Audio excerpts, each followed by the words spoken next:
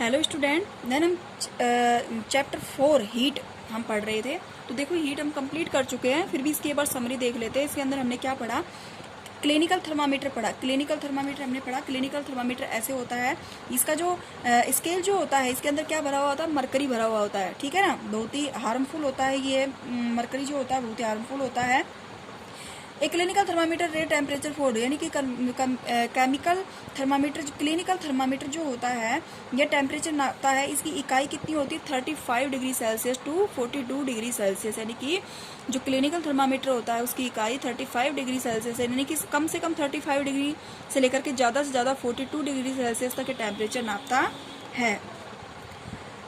उसके बाद में हम कह सकते हैं कि नेक्स्ट हमारा आता है ये लेबोरेटरी थर्मामीटर। लेबोरेटरी थर्मामीटर होता है। लेबोरेटरी थर्मामीटर जो होता है इसका प्रयोग क्या करते हैं हम? लैब के अंदर किया जाता है। प्रायोगिक क्षेत्रों में लेबोरेटरी थर्मामीटर का उपयोग किया जाता है। अब देखो उसकी बजाय इसमें कंपैरिजन करते हैं तो जो क्लिनिकल थर्मामीटर होता है वो केवल बॉडी का टेम्परेचर मेंशन करता है। किसका करता है? बॉडी का।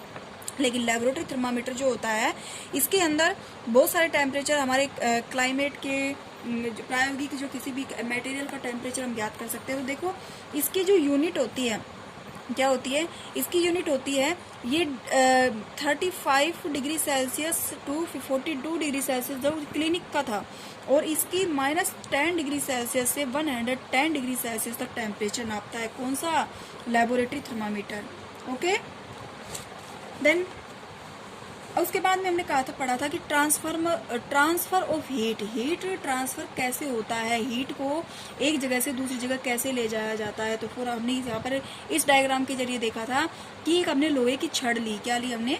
लोहे की छड़ ली। उसके एक सिरे के नीचे हमने मोमबत्ती जला दी, दूसरे सिरे को हमने ईंट से दबा दिया। तो इसके अंदर देखो हीट का ट्रांसफर कैसे होता है। एक सिरे को मोमबत्ती से जलाया तो यहाँ पे क्या होती है, कुछ देर में गर्म होने के बाद में जो उष्मा है वो क्या करती है? अपना संचरण करती है। यानी कि धीरे धीरे ये कोना अब गर्म हो गया, इसको जैसे हमने लगाया उसके 1 या 2 मिनट बाद में ये कोना गर्म हो जाता है, और ये नहीं होता है। क्यों? क्योंकि अभी तक इसमें हीट यहाँ पर ट्रांसफर नहीं हुई है। धीरे धीरे क्या होगा कि जैसे जैसे ये जो तपत है, उष्मा जो है बढ़ती जाएगी, इसके अंदर हीट का ट्रांसफर होता जाएगा। ठीक है, इसी तरीके से होता है ये हीट ट्रांसफर। देन नेक्स्ट हमने पढ़ा था क्या? कंडक्टर्स एंड इंसुलेटर, चालक और अचालक, यानी कि उष्मा के चालक और अचालक। कुछ वस्तुएं ऐसी होती है जो उष्मा की चालक होती है, कुछ वस्तुएं ऐसी होती है जो उष्मा की कुचालक होती है। उष्मा की चालक होती है जैसे कि aluminium, iron and copper. Aluminium, iron and copper ये क्या आती है? धातुएं होती है। जो धातुएं होती हैं वो उष्मा का चालन होता है उनके अंदर, तो इनको हम कंडक्टर बोलते हैं। ठीक है, और कुछ ऐसी वस्तुएं होती है जिनके अंदर उष्मा का चालन नहीं होता है, जैसे कि प्लास्टिक और वुड। प्लास्टिक और जो लकड़ी जो होती है इनमें उष्मा का चालन नहीं होता है, इसलिए इनको हम इंसुलेटर यानी कि अचालक या कुचालक बोलते हैं।